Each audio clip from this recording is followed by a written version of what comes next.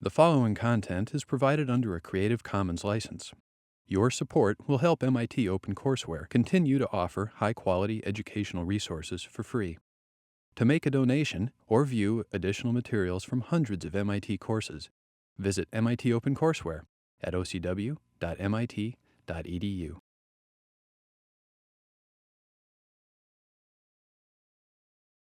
So today what we're going to talk about, we're going to move from sort of the descriptive discussions of organizational decision making to a couple of prescriptive sessions, which is if you're running an energy business, how do you do it? One of the things, as this indicates, that we talked about you should be doing present value analysis, net present value analysis of investment opportunities. But that's not strategy.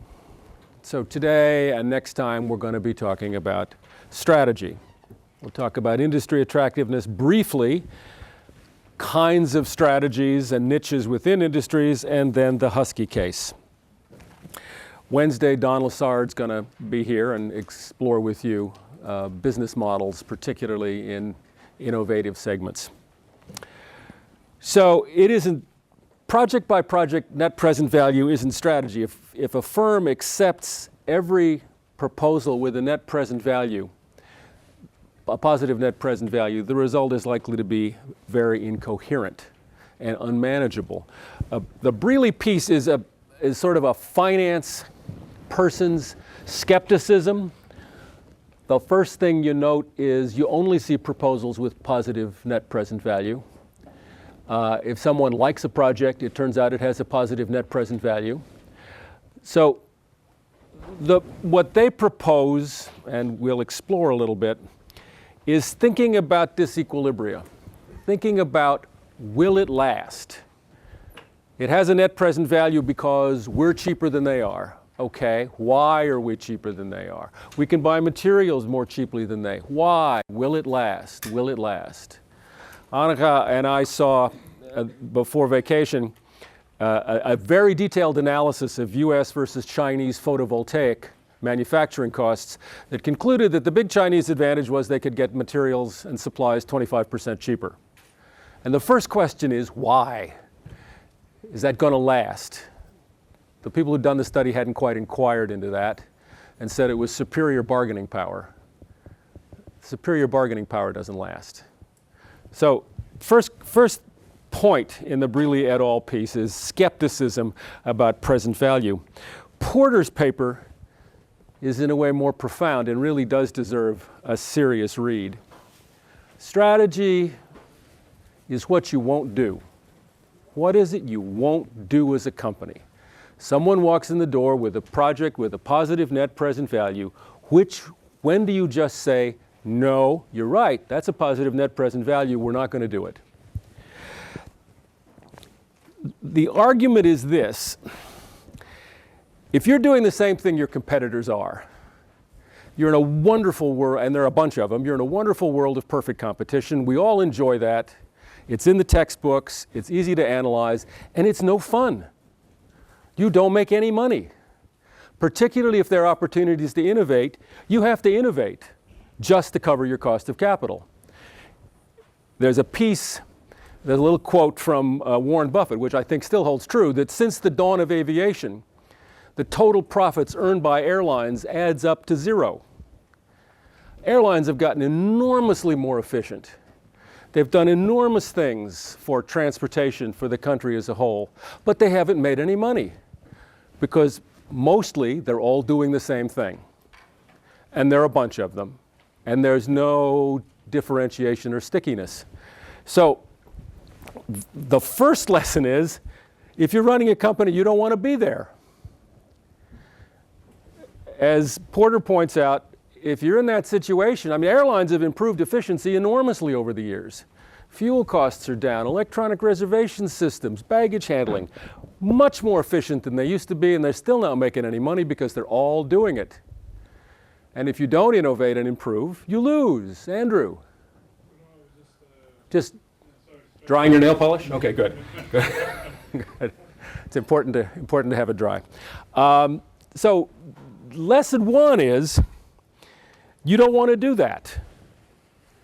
Lesson 2 is sort of the obvious counterpoint, which is, well, when you set up a business, you'd like to be doing something that's of value to somebody that can't be easily imitated. The buzzword is sustainable advantage. So the notion that Chinese photovoltaics will always be cheaper because Chinese bargaining power enables them to get silicon 25% cheaper than US firms, that doesn't wash. If that's what's going on, that's not sustainable. If there's some cost advantage in silicon production, that's more interesting. But if all you know is it's cheaper and all you hear is bargaining power, that's not sustainable. So if strategy is what you don't do, and it needs to be something that can't easily be imitated, how about the question I posed there? Does MIT have a strategy? If so, what is it? Or what are elements of it? Yeah. Hands-on learning. Hands-on learning. Okay, what does that rule out? It's an element of what MIT is about, absolutely. You have to limit who you let in because you have to limit like the amount of people that you let in because you can't have 50,000 people all giving hands-on learning. Okay, so it's a high-cost strategy. What's it say about the kinds of things you teach? Medical school has hands-on learning. MIT doesn't have a medical school.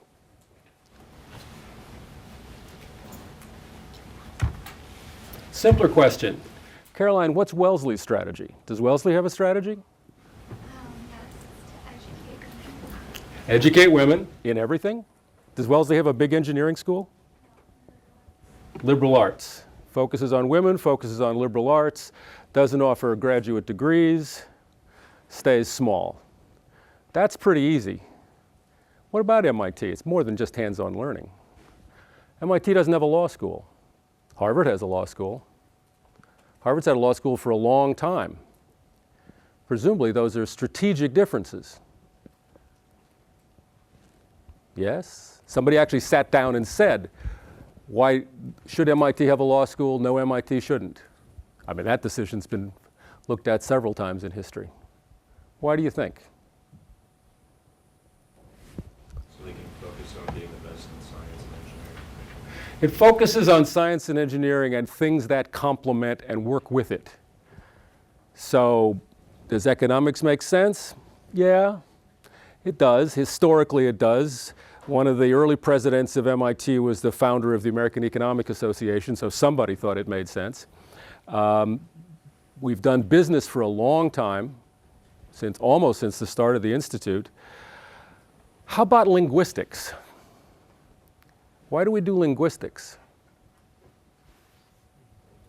Well, I've heard it's largely because of Noam Chomsky, because you can't develop the Yeah, I think that's the right answer. I mean, my sense is a whole bunch of decisions have been made that a whole bunch of areas will be basically service departments so that we can actually give a rounded education.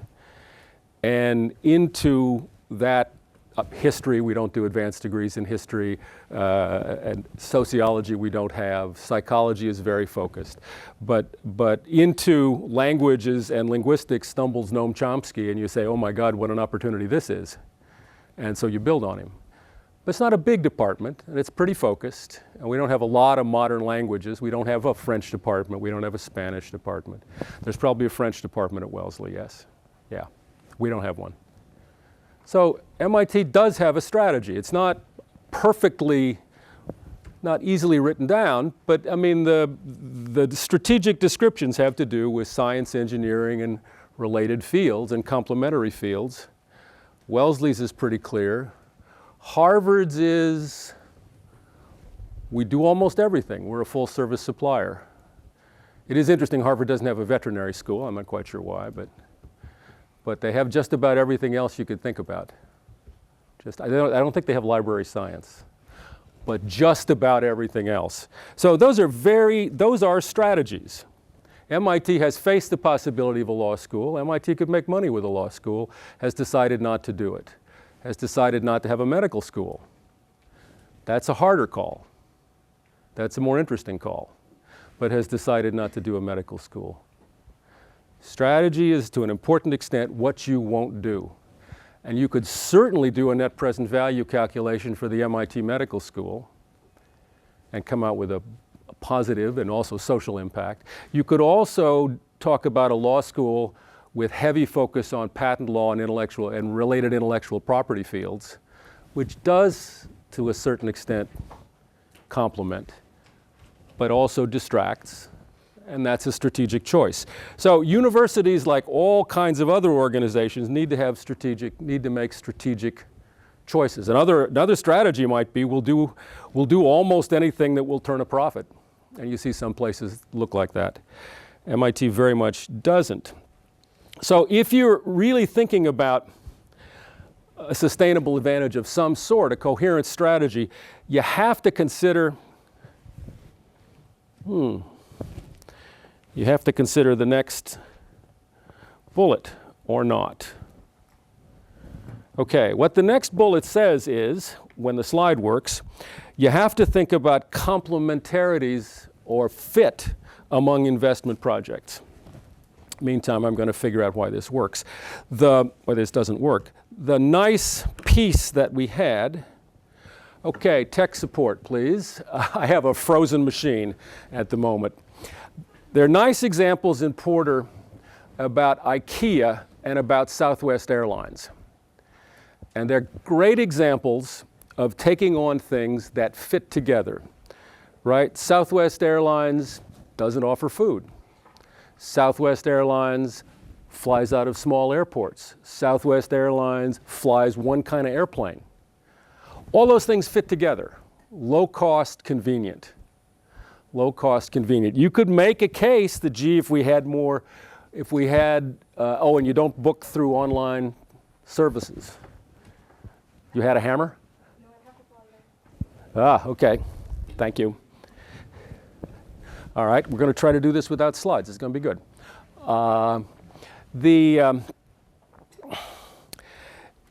The examples there are things that fit together. You could imagine Southwest doing a calculation and saying, well, if we used online booking services, we'd get more volume. And that'll cost us X percent. And you could imagine saying, well, it'll increase our costs a little bit, but it'll pay off. They have a relentless focus on costs. We're not going to do it. We're not going to have assigned seats. That takes time and extra gate personnel. We're not going to do online reservations because that'll increase our costs. We're going to be low cost, convenient. We're not going to have different kinds of planes, even though on some routes we might want to fly larger planes because that'll increase our costs. So Southwest thinks about how its decisions fit together. Similarly, the example of IKEA, which you all probably know better than I do, but you go into a traditional furniture store, you can get all kinds of different things. You order them, many fabrics, many styles. It takes 6 to 8 weeks. Some slave in North Carolina makes it, and it's shipped up. IKEA doesn't offer that. It doesn't offer the customization. It offers cost, convenience, and a certain look. That's what it focuses on. All of its decisions aim for that. So that's a coherent strategy. You don't just take anything with a positive net present value. You ask, how does it fit with what we're trying to do? How does it fit with what we're trying to do? An MIT law school might have positive benefits. How does it fit with the main focus? How would the law school faculty interact with other faculty? Would it be the kinds of people who will fit well on the campus? How would law students relate? That's not to say that that's an obvious question.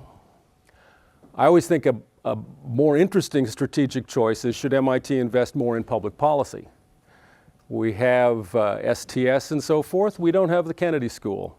You could imagine a case being made for a serious public policy school focused on science and technology. That case hasn't been made. And that's a money loser, by the way. But it might have other strategic value. Any hope? They have to reboot the machine.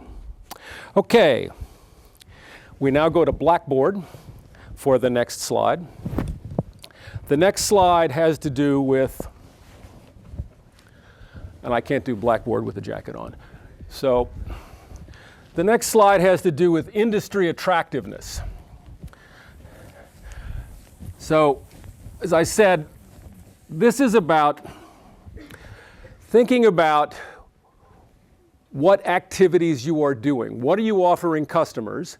If you're offering customers the same things as a lot of competitors, then you can be really good, but unless there's some way you're better that can't be imitated, you've got a problem.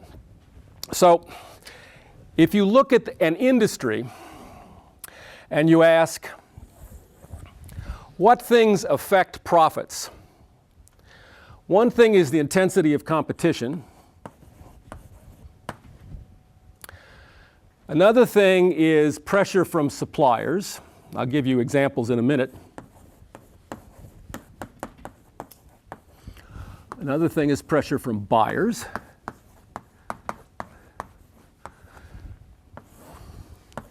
Substitutes.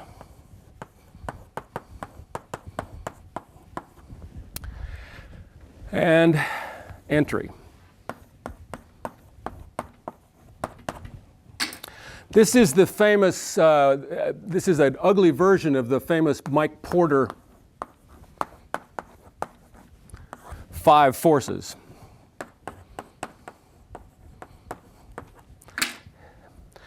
If you understand this fully, you're a third of the way through the MBA course in strategy. So let me try to do it quickly. It's not very hard. Maybe only a quarter of the way through. Look, I mean, regardless of what the supply conditions are and whether they're entrants or not, if the industry is perfectly competitive, nobody makes any money. That's sort of the definition. And obviously, competition runs along some sort of spectrum between a lot of small firms beating each other's brains out and one monopoly taking everything there is to be had.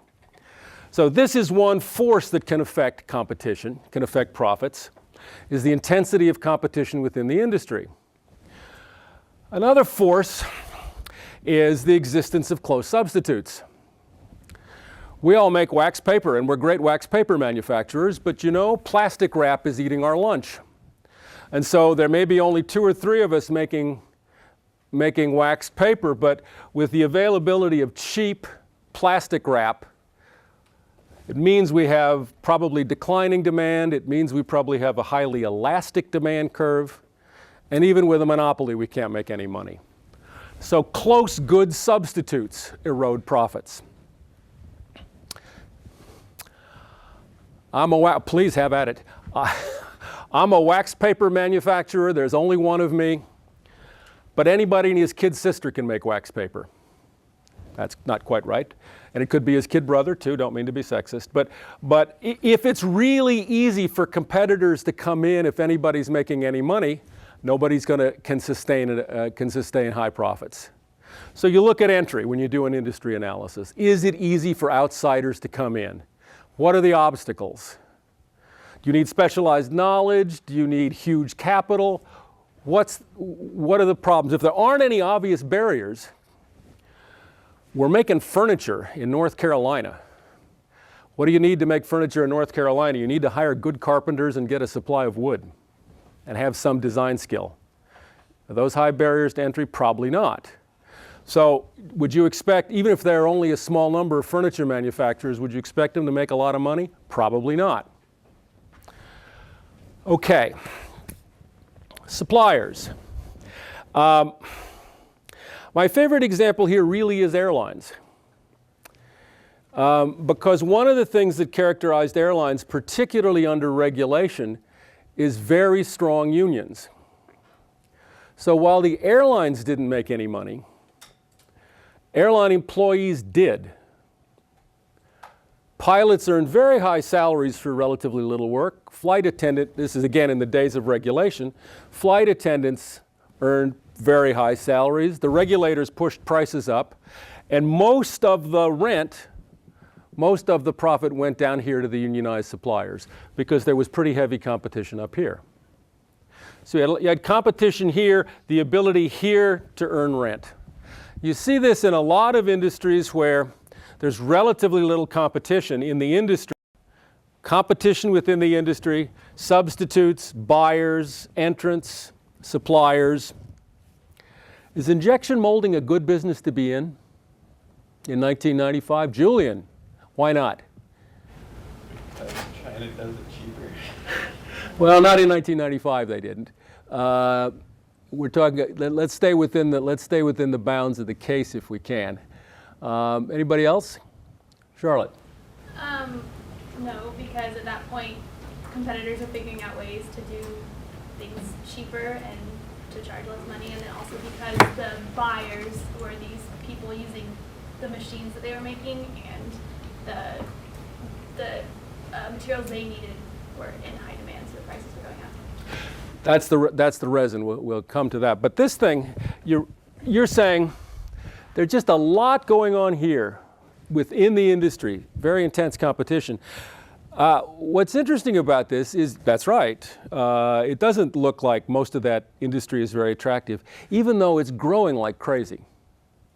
The industry is growing like crazy. It's a great example of everybody having to run fast to stay in the same place, right? Because there's a lot of innovation, as Charlotte says, and if you're not doing it, you lose. So industries that look like that are not uncommon. You think about the early day, again, Warren Buffett, the early days of automobiles, there were hundreds of people making automobiles. And they were all making great progress and innovating like crazy, and automobile sales were taking off like a rocket, and most of them died. Because they were offering more or less the same kind of product, doing more or less the same things as everybody else, and had to run to keep in place. So I think in terms of, we hear a little bit about buyers, only a little bit. One of the big bottle makers is mentioned as a powerful buyer. We don't know much about that. Substitutes, we seem to be pretty good. This looks like an industry people can enter. This does not look like a high barrier industry. We're not told much about that, but we don't see much of a problem there. There seem to be lots of mold makers and lots of suppliers of components, so we don't seem to have a problem here. The real problem in this industry is here, where there's just very intense competition.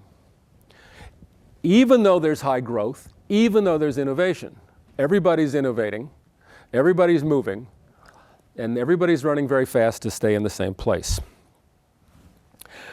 So how do you beat this? Well, let me talk generically, and then we'll go to Husky. So generically, stepping way back, you've got to both create value and capture it. So if you think about suppliers, what would you get for airplanes and aircraft personnel, airline personnel? What would you have to pay to get a pilot to fly as opposed to what you do pay to get a pilot to fly? Again, in the great old days of limited competition. There may well be a gap between the supplier's opportunity cost, what else could they do with their capital and labor, and what they sell for. That's captured by the supplier. There better be some gap between what buyers are willing to pay and and what they actually pay. And the difference is what you get to take home. The difference between what it actually costs you and what you can sell. And this is this is pretty straightforward and pretty obvious. But you really do need to think through, and I love the animation, you do need to think through who captures it. If you go to the airlines, there's enormous value created by the airline industry historically. Imagine it going away. It's not captured by and large by the airline companies. Where does it go? Well, with the decline of airline unions, less of it gets captured by suppliers and more of it's captured by us. Right? If you think about the alternative way of, I was in Florida last week, and driving to Florida, which I have done, is not much fun.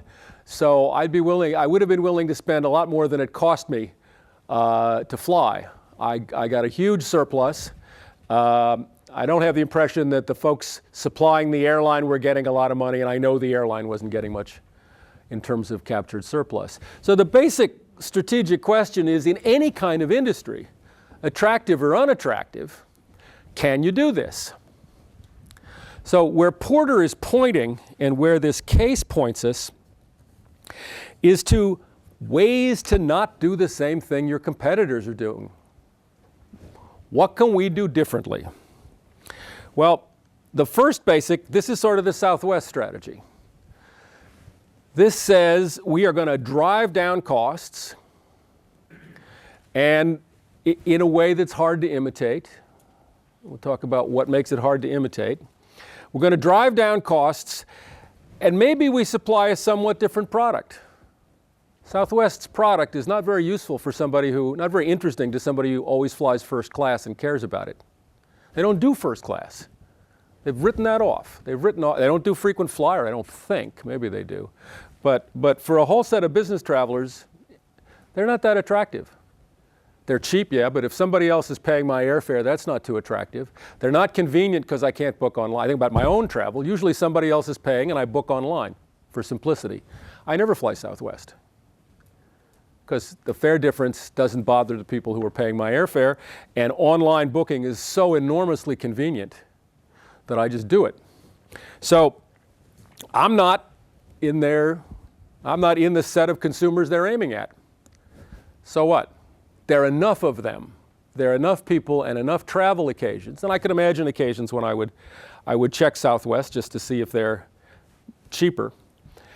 That's a strategy. The issue there is what makes it hard to imitate. What makes it hard to imitate?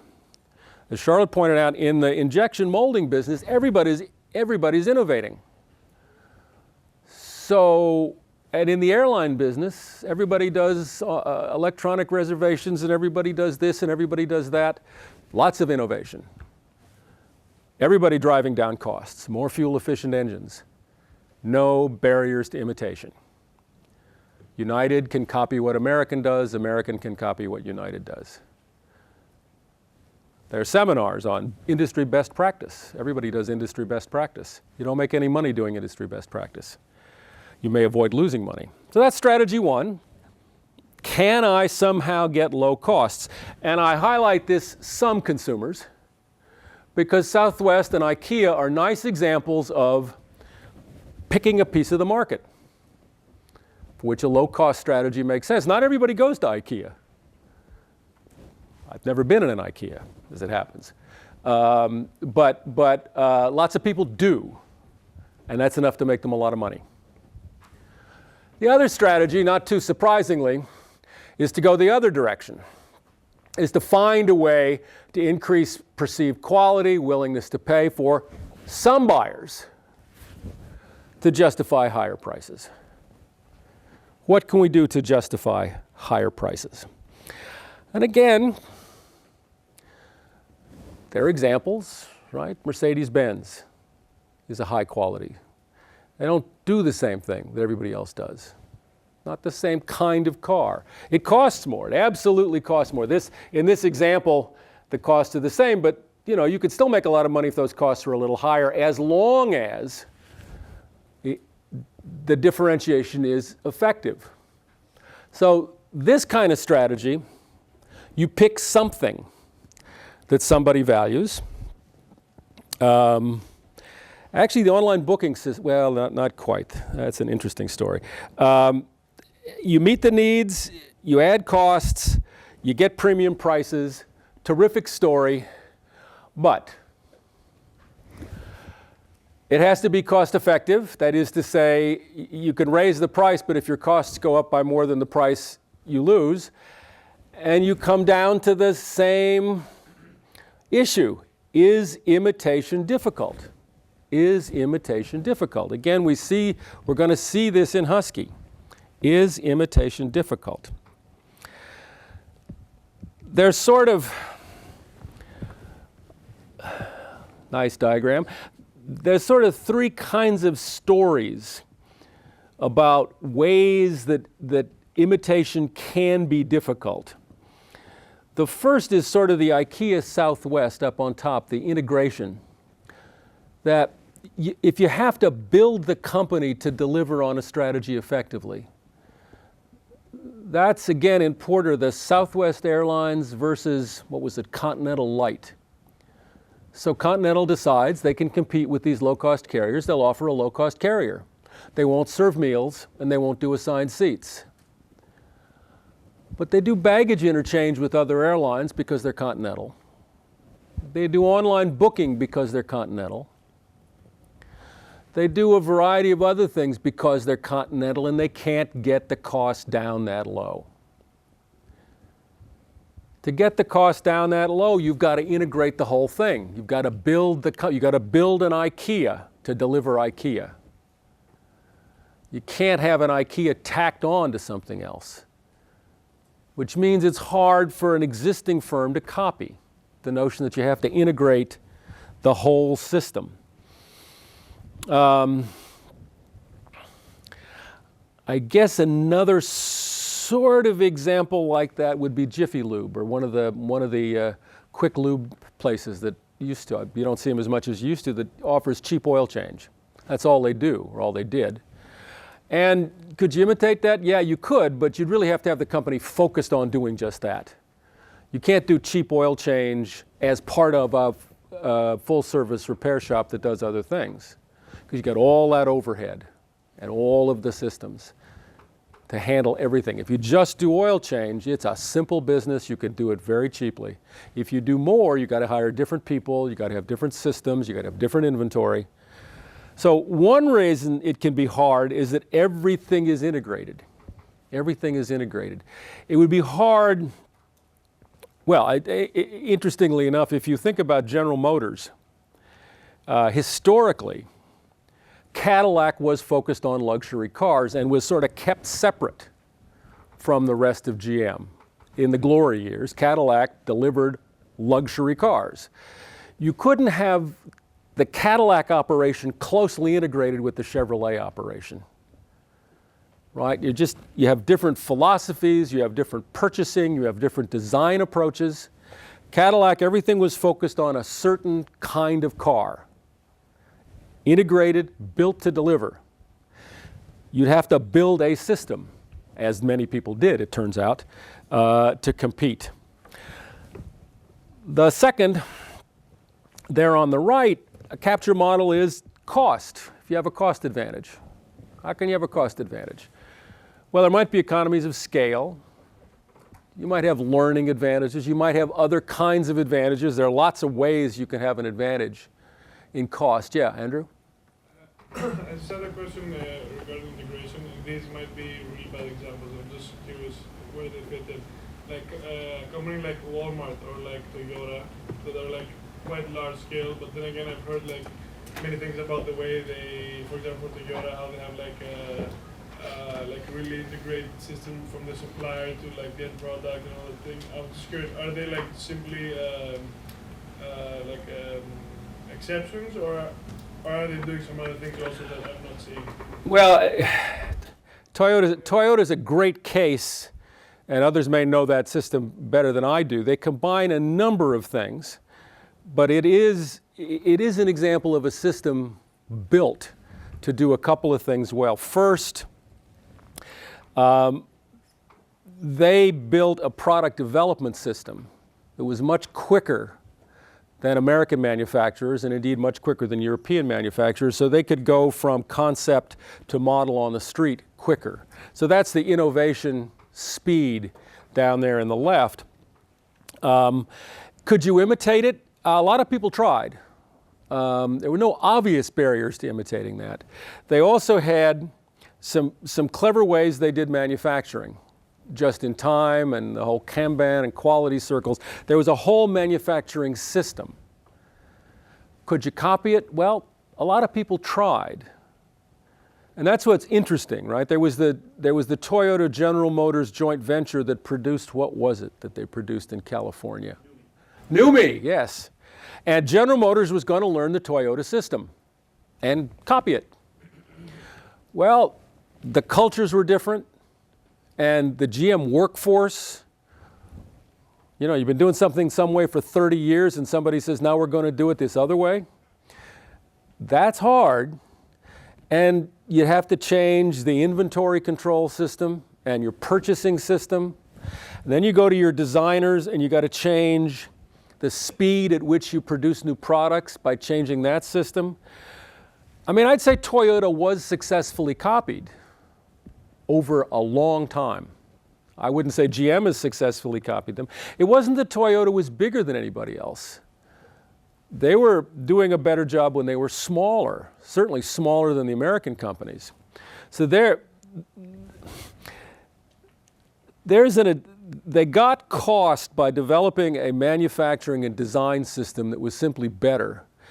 And the advantage held because even though it looked like you could copy it, and there were articles and books written on how you do the Toyota, the Japanese system, it turned out to be harder to put it in place because you had to do it all. And again, over time, there are lots of studies where you see companies now that have that approach. But it was sustainable, and Toyota's not in great shape. It was sustainable in part because of the fact that it was a system. You had to do the whole thing. You couldn't just change inventory. You couldn't just change design. You had to take the whole thing, and that meant bringing people along. Could you do a startup that way? Yeah. Much easier to do a startup. Much easier to take people who've never built or designed automobiles and say, here's how we're going to do it. But then you've got a whole bunch of people who've never built or designed automobiles. So you know, it's a nice example. Thank you. Anything else? Any other comments? Okay. Let's do Husky. What's Husky's strategy? What is it that we're 95? What is it historically Husky wouldn't do? Mary? So they stuck to several core values like perfectionism and dedicating to hard work, and they also devoted a lot of stuff to health and environment. So that's a good description of the culture, of how they went about doing what they did. What did they do? What were their activities? Did they focus? Were they trying to do all kinds of injection molding, some kinds of injection molding, low end, high end, middle of the market? So they focused on the PET business. PET and the thin wall business. So they focused on two segments. Okay, they didn't do everything. And as you say, they had this very interesting culture. So we got that one. Don't freeze again. What distinguished those segments from other segments? How were the PET and the thin wall segments different from other parts of the business, other segments? Any obvious way? Yeah. I think they were trying to, sorry, I forgot my name tag. Yeah, I think they were trying but you do remember who you are, though. We're good there, okay. I Yes. think they were trying to find segments where like a technological advantage is like sustainable, that actually makes a difference. So like in the thin wall business, it's like, I guess there's requires more like technological know-how to make it, and it allows you to make the walls thinner, you can make the machine go faster, and stuff like that where it hasn't been totally commoditized yet. And so that allows them to sustain higher. What about the PET bottle business? How is that different? It seemed like, I wasn't really sure. It seemed like they kind of wound up in that like, kind of by accident, sort of. They're like, Well, think kind of about, I mean, right when it was there's some beginning. nice description of, suppose you're doing Coke bottles and you're running this incredibly rapid bottling apparatus and you produce the bottles and you fill the bottles under pressure. What matters a lot? Quality maybe? Defects maybe? Because when a bottle explodes and you've got to stop the line, that's terrible. Yeah. So performance and technology matter in those segments. Yep. They're not making the blow molded machines, only the freeform. Yeah, Maybe but you want to make those free of defects. Because when you blow them up. When you blow them up, yeah. If you've got, I think there's a number in the case about it, sort of typical defects in one of theirs versus typical defects in competitors, and it's a big difference. And the story is when you blow them up and then you fill them under pressure and they explode and stop a bottling line, that's terrible. So if you can deliver product that won't do that, you've got an advantage. Okay, So it's segments where performance matters, where technology is useful. One of the things that comes out in the case, you have to read it kind of closely to get this, but it buys a lot of stuff. It makes some molds, but it buys a lot of inputs, more than its competitors. Any obvious reason?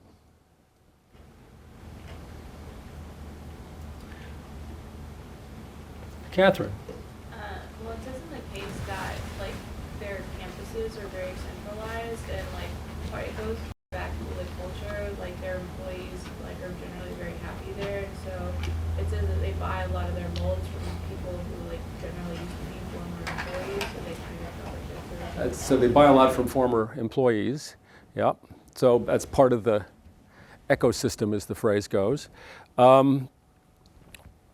But as focused as they are on technical excellence of their machines, could they do that for everything, all the inputs? Well, they're like instead of trying to just like manufacture like products, they like have a focus on like service and like just They have a focus on package basically. So like they try to specialize more because then they can provide more services surrounding like, the equipment themselves. So they have technical people out in the field, so they can provide a great deal of service and sort of co-engineering with their clients, and they're in segments where that matters, and trying to do that for all of the components and trying to hyper-engineer all of their components would spread them a little thin, I think, and I think that's one reason why that they make fewer inputs than their competitors because they've decided to focus on the parts of the business where performance and quality and technology matter. What's the answer to that? They make some molds, particularly for pet. They offer hot runners and a variety of other things that competitors don't. Any reasons why? Wyatt? The reading with the hot runners was they were selling the hot runners to Gillette or whatever, but Gillette wasn't using their actual mold machines, but they were using hot runners. And then later on, they were able to grab a contract with Gillette for the actual mold machine. So it's part of the system. Being good at that adds to performance and gives you a business edge. And they're very tightly focused on these two segments. So you want to make everything you can for those segments. You want to not worry about the inputs. So why hasn't, and it's made a lot of money, right? The case makes it clear it's grown like gangbusters. It's got a return on equity of something like 40%. Why, at least until recently, hasn't anybody copied them? What are the barriers to imitation? What has made this strategy sustainable, at least for a while? Nothing's forever. Brendan?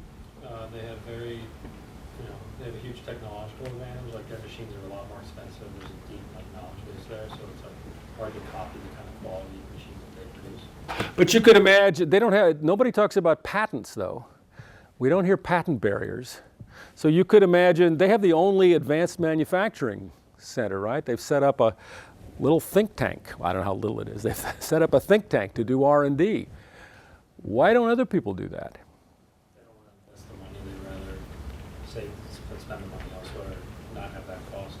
So they have, this is part of, let me push you on that a little bit, because they're making so much money, right? They're growing like gangbusters. They're making so much money. Wouldn't you imitate them if you could? So yeah, you got to set up a manufacturing center. These are big companies. Mannesmann is a big company. That's why companies eventually did kind of get into the markets that they're selling. They saw it, yeah. They sold cheaper machines that could do the same job, maybe not to the same quality, but close. And try to come in on price, yeah. The kind of customer though that's like concerned about quality and is willing to pay more for it, like it would make more sense that you would go with the company that has been doing it for longer and kind of has the history and reputation, rather than a company that is just like copy their technology and is doing that niche of the market and doesn't have the reputation built up. And they've really sort of built the company to do this, haven't they? Mario? Well, my guess would be, if you try to imitate, you're effectively increasing competition. That does making the business not as profitable as it would be otherwise. So the segment may not be that big, you're saying, and so you'd have to do the numbers to say, is there room for two of us to play this game? Maxwell? It also has a lot to do with the culture of the company. You needed that culture to make machines that good. It's hard to switch an entire culture. Yeah, the culture is sort of part of it, is an intriguing part of it, isn't it? They've got a peculiar culture. I want to come back to that. Charlotte? Also, the fact that, like we said, they're only focusing on this one specific thing, whereas other companies that were also in this mold making business focused more widely. Like even when they started to come into this area, they sort of added on to the machines they already had instead of like actually changing into the same company as Husky. Like nobody like shut down all of their other manufacturing and focused specifically on these two things. They kind of just like incorporated it into what they were already doing. So maybe companies like whatever they calculated what it would take for them to get to the point where Husky was, it would just have like changed their whole company. So it would sort of be a little bit of the reverse of Continental versus Continental Light. This would be like, well, they tried it. This would be like grafting a luxury car business onto Volkswagen, or as Toyota did, doing Lexus, which they set off to one side because you really couldn't do the mainstream Toyota business and the Lexus business under the same management. So part of it is they really built it for this. Do you think it has higher or lower than average costs? That's pretty clear, I think. Matthew, what do you think? You think Husky's a high-cost operation or a low-cost operation? Well, I mean, they're high in the sense of like charging. No, not in terms of high price, but in terms of their cost. Low. Even though they've got this lab on the side, they've got this advanced manufacturing center, they've got daycare, they're very ecologically good. Where they're charging the highest for is that nobody can produce anything as nice as they are, and so like I'm saying low in comparison to what they're charging. That may be, but in comparison to their competitors? They're higher because they're producing a higher quality. They're producing higher quality, and if you think about the culture and everything else, this is not a company that skimps. This is not a company that skimps. They invest in R&D, they invest in technology, they invest in their people. Do you think that's important, the culture? Is that a key part of the story, do you think? All right. Not sure I know the answer to this, but yeah. I think it is. Just, you've mentioned before, it's something you can get up in the morning and go to work for. It keeps people motivated, keeps your workforce working hard. Even getting your T-square, imagine T-squares, even getting your T-square straightened on your desk, you think? I mean, it's neatening your code when you're gone. It's an interesting culture, I have to say. Matthew, you raising your hand? Yeah. I mean, they said in there that whenever they had extended daycare hours, it was kind of a thing to like make them work harder, not just for extended daycare hours for the kids. Well, they're not doing charity, are they? But they have a particular culture of we value our people, we value the environment, we value excellence, which would be a tough culture to sustain if they were aiming for the low end of the market, right? If you're aiming for the low end, that's tough. If you're aiming for the high end, it's like Ritz-Carlton hotels aim for a particular kind of service. And their code is, ladies and gentlemen, served by ladies and gentlemen. If you're going to treat your people like ladies and gentlemen, you're going to have higher costs than if you treat them like pond scum. You will also, with some luck, get better service. So this is a culture that really does aim high. Would you like to work there? Show of hands, who'd like to work for this company? Okay, who would find it really awful? Charlotte would not like her T-square straightened, neither would Maxwell. Okay, I mean it's for some people and not for others, right? It's autocratic. The boss runs it. One of the questions that's suggested for discussion is, could you do this company without, what's his face, Shap in charge? Shad rather, could you do this without an autocrat in charge? Such a strong culture, such a tight focus. Not obvious, not obvious. Okay, what else do I want to do? This is some numbers which I don't expect you to have done, and I should have made this clear because you can do a fair amount of work on the numbers. And I'll illustrate this kind of analysis. For products like this, it is often useful, and energy products, a lot of them come into this category, like light bulbs. You can do the demand analysis by simply turning yourself around and thinking about this as a buyer. If you were a buyer producing bottles, what would you be willing to pay for a Husky system versus some other system given the parameters? And that gives you a sense of what Husky can charge given other people's. It's easier when it's something like we're making bottles. It's a little harder when we're making Priuses because you don't know what the willingness to pay for intangibles is, or hardwood interiors in a car. That you can't sort of read off the process figures. But for something like light bulbs, for something like injection molding machines, you can say, okay, I'm running a factory. What would I buy at different prices? And turn the analysis around. And I'll just show you the results. These aren't my numbers, these are somebody else's numbers, but it's useful for this kind of analysis. You basically want to say, start with a rival. What would it cost in terms of the machine, maybe the fact that you've got to get more machines because it's not as productive, the fact that maybe it takes more energy, the fact that it takes more raw materials. What would it cost you, this is called P star, to do what you'd get out of a Husky system for price P? There's enough in the case you can do this if you're very ambitious for thin walls and for PET systems. This is the calculation, a calculation for thin wall. The competitors use margarine containers. The competitor's system has a longer cycle time. It produces heavier components, a heavier weight container. It costs less. So to get the same output, again, this assumes you have a large factory, you'd need 1 2/3 competitor machines to get as much as out of a Husky machine. That means 1 2/3 times 350 is 408. There's also a resin saving because the Husky container is lighter. So to replace a $400,000 Husky machine, you'd have to do a $408,000 worth of competitor equipment plus extra resin per year. All right, that's a willingness to pay analysis. So that says Husky could, depending on how the competitor discounted and depending on how much the competitor produced, Husky could charge even more than $400,000 and would still be the machine of choice. Right? This is the kind of analysis you would expect a buyer to do, deciding what kind of machine to buy.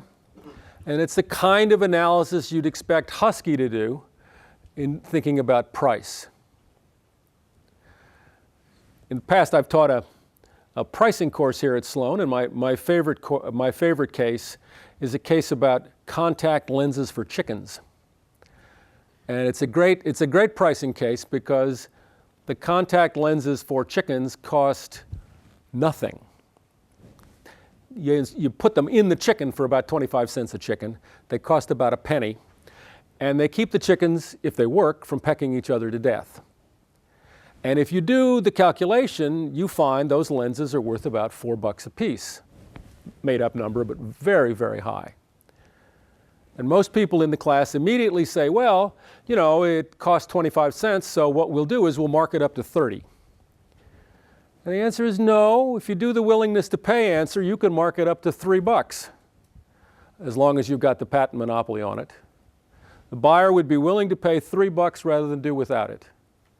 And in fact, if it's worth $4 on this kind of analysis, you charge $3 and they're happy. So this is a kind of analysis you can do for industrial products. That's a great case, except as it turns out, the contact lenses fell out of the chickens. The chickens plucked each other to death, and the firm went broke. But still, it's a great case to teach. It fails only the realistic test. This says the more containers somebody wants to produce and the lower their discount rate, the better the Husky system is. This is a similar analysis, a willingness to pay analysis for a PET preform system. And again, the Husky container weight is lower. The cost is lower, takes up, well, I'm going to have to go back. The key things you see will turn out to be the energy savings and the resin savings. So what you get here is it produces a lighter container, so there's a resin saving. It's more efficient, so there's an energy saving. There's also a little floor space saving. So it's the same thing.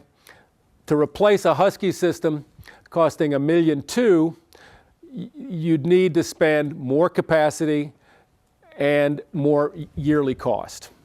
So again, when you think about an industrial product, this is the sort of analysis you go through. When you're a buyer, you do it, and when you're a seller, you do it. Now, again, the analysis may be different for different customers. This is a case where you're assuming that, again, where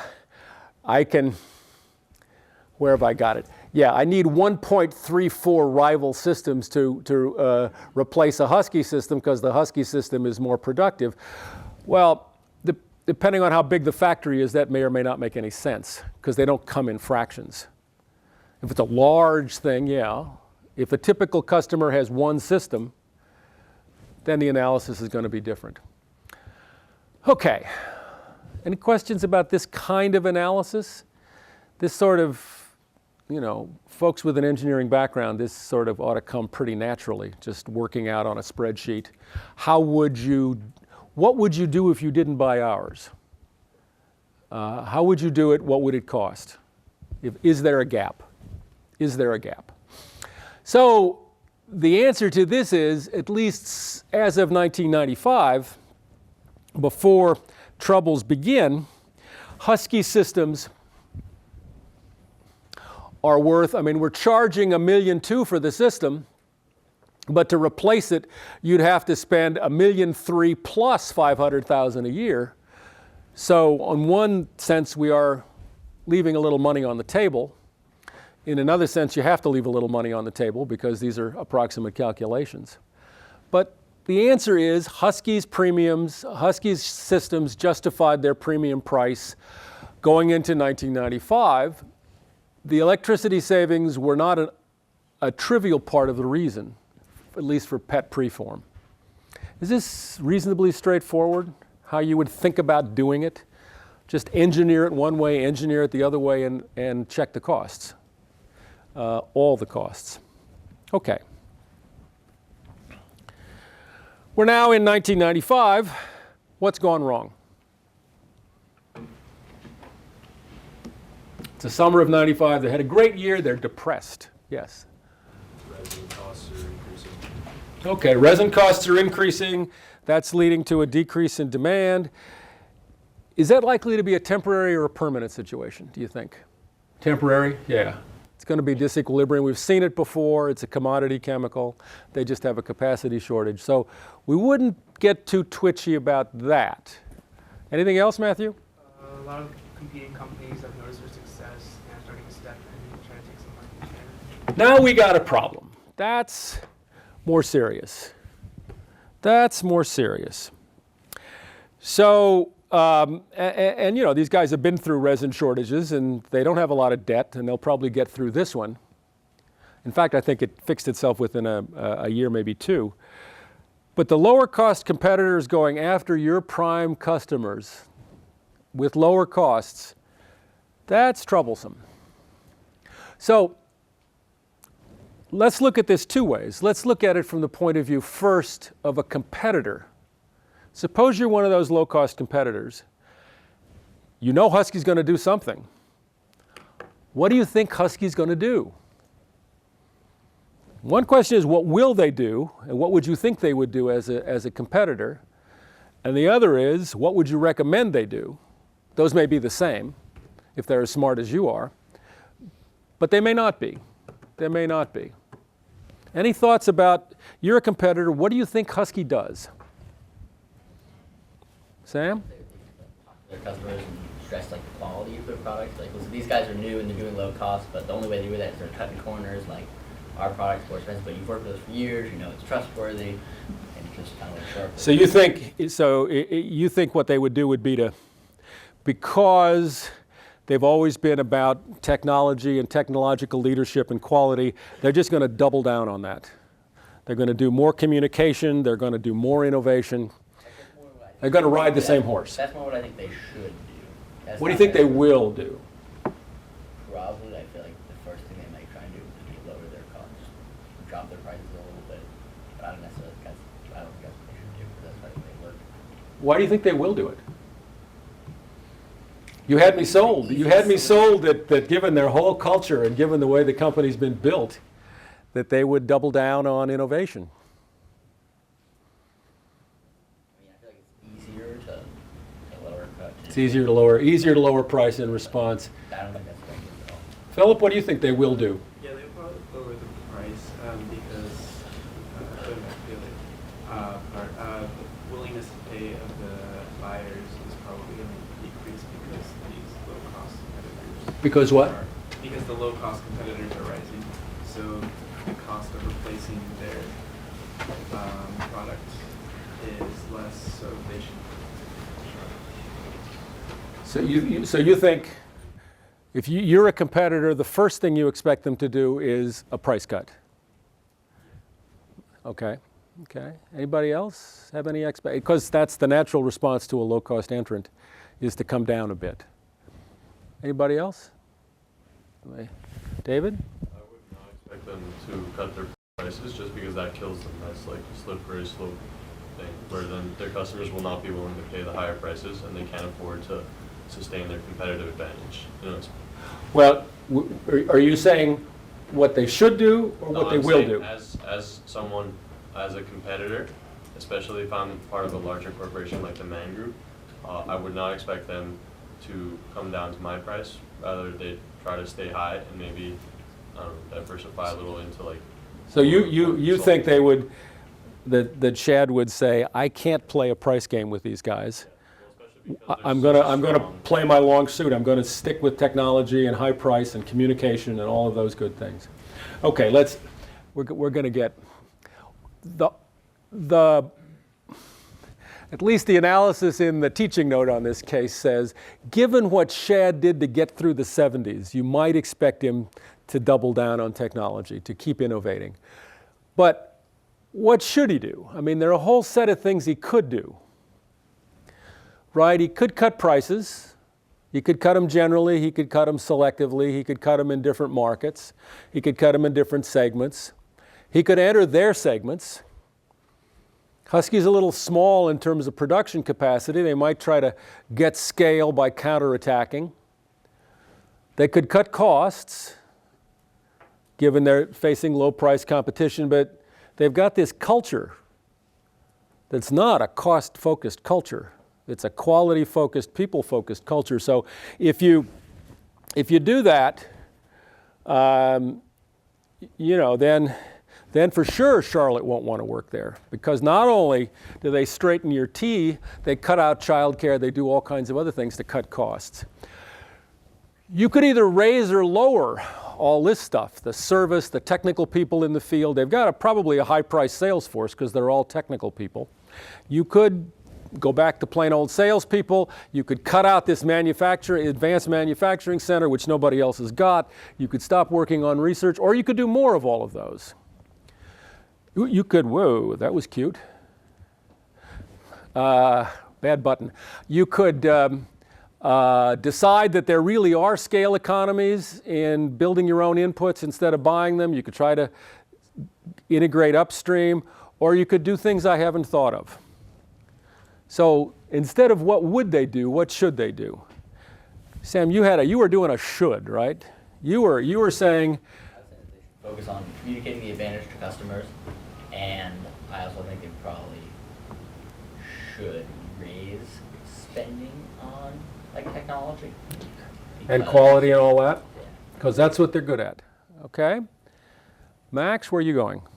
I think they should do an analysis of who their main customers are, and they only make a couple hundred machines a year, so if all of those machines are going to the same customers or similar customers, and they can probably bank on loyalty, then should focus on communicating the advantages because they can sell that.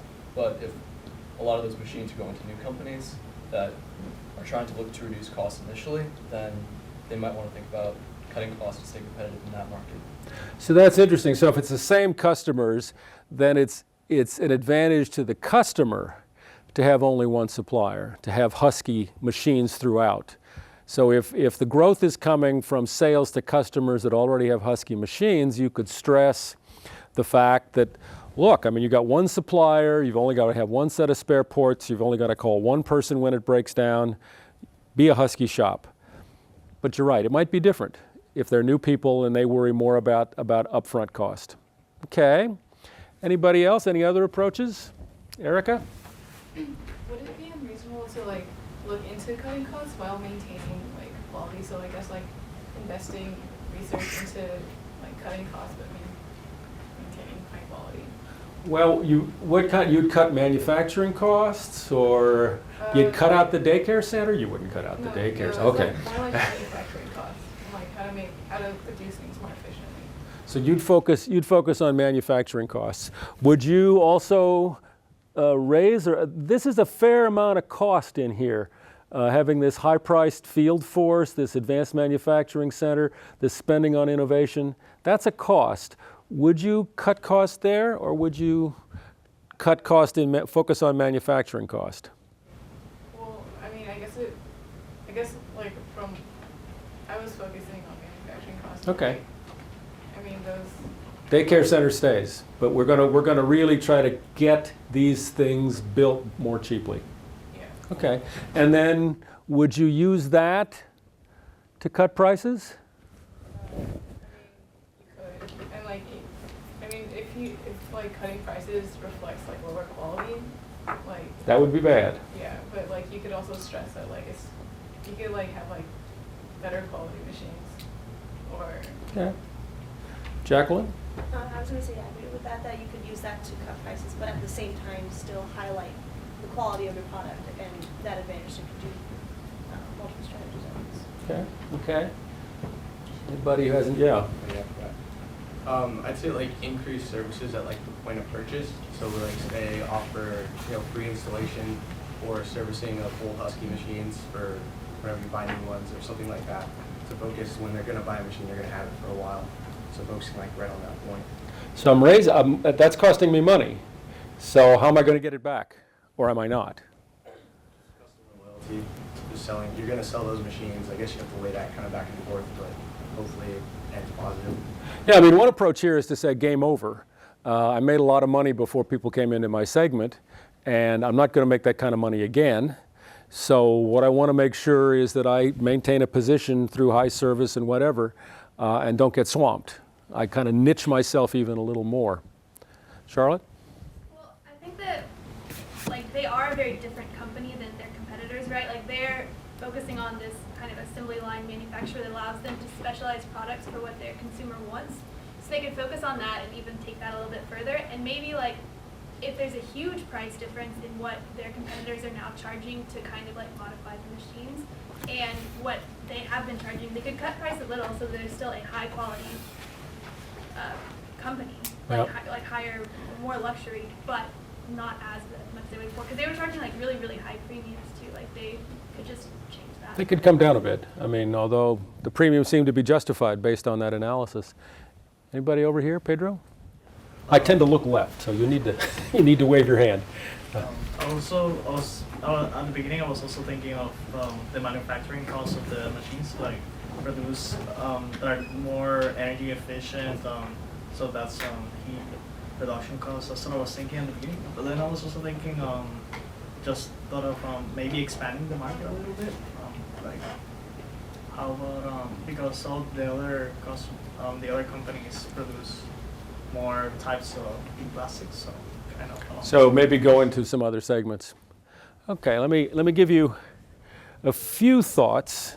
They have a lot of choices here, and it's interesting. Looking at this whole menu, one of the things I must say that struck me is, before 1995, this is a great example of how all the pieces fit together. They focused on a segment, they figured out what that segment cares about performance. They're all about performance and technical excellence. They got a culture that fits with that. All the pieces fit together. It's IKEA, it's Southwest Airlines, and comes now this difficult time, can you make the things fit together? So a couple of choices. They're basic options. I mean, you can try to increase, that's all is one of the entrants you will recall. You can try to increase willingness to pay. You can think about more service, more R&D. The question Shad has to ask himself, one of the questions is there room for that? Right? Differentiation makes you money if it's cost effective. So the question is, how much more service? What would you get from increased service? The question of thinking about who your customers are. Are they repeat? Is this the same people expanding? Is it new people? What's the return to that? You could improve the cost position. Remember these two basic approaches. You can differentiate, you can lower cost. Can you cut cost and still deliver?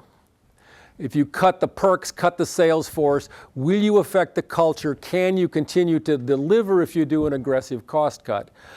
And you can cut margins. They've got pretty good margins. They've got room to cut margins. But to become the low-cost producer, probably not. They could go after other segments. They only serve part of the business. They could grow by going to other segments. But given that they're a high-cost company and have a particular culture, the question you'd have to ask is, does that fit? Can we do that? And then you'd like the whole package to fit. And at this point, how old was Shad? Shad was 67 in 1995. So as someone in that age bracket, let me just say, he obviously has to think about, what am I handing off? Am I going to create something that's going to go on? Because he's not going to be leading that well. One assumes he's not going to be an active participant for another 20 years. So what he did was actually quite drastic. I don't know whether this is right or wrong, but this is what he did. They went into other niches. They moved out. They increased their manufacturing capacity substantially. They thought they were too small for scale, so they added capacity. They cut prices dramatically in response to low price entrants. Probably isn't going to keep them out. They worked to cut costs. Cutting prices, it was argued, was a way to put pressure on costs. In a hope you can keep the culture. You basically say to your people, look, we're getting killed on price. We've got a match. And the only way we're going to make any money is if we can find a way to get the cost down. But they didn't decrease R&D. They didn't decrease the manufacturing center. They didn't decrease the sales force. They began to build more in-house. And they had an IPO. Sold off the company in 1968. How well do you think this package worked? Say in words. Not so well. Yeah. I mean, also with hindsight, I would argue that you'd have globalization in the early 21st century as well. So I would argue that the low-cost manufacturers in the US would get undercut by Chinese manufacturers, and the best way to stay competitive was to stay high cost, high quality. Yeah, I mean, it's a curious mixture, isn't it? Because the company was built for high cost, high quality. And they tried to position themselves as the high-cost, high-quality firm across the market in all of these niches, even though in a bunch of the niches, quality wasn't that important. So I've seen numbers through 1999, and they continued to grow because the business grew. Their profitability was not terrific. It was pretty erratic because they're changing the company rather dramatically. And you can't get any more numbers because they went private last year. So their website now is just an advertisement for their technology. There are no numbers available because they're a privately held company. They're still in Bolton, Ontario. Questions, comments, reactions, thoughts? Yeah. They go private by some sort of buyout because of poor performance. You know, the website doesn't say we went private because we were performing poorly. The website just says such and such a private equity firm bought them. I don't think that's implausible, but I don't know. It's not implausible that this strategy, that a private equity firm said, this strategy is a loser, and we can make this firm more profitable by changing strategy, but I don't know that. Okay, see you all next time.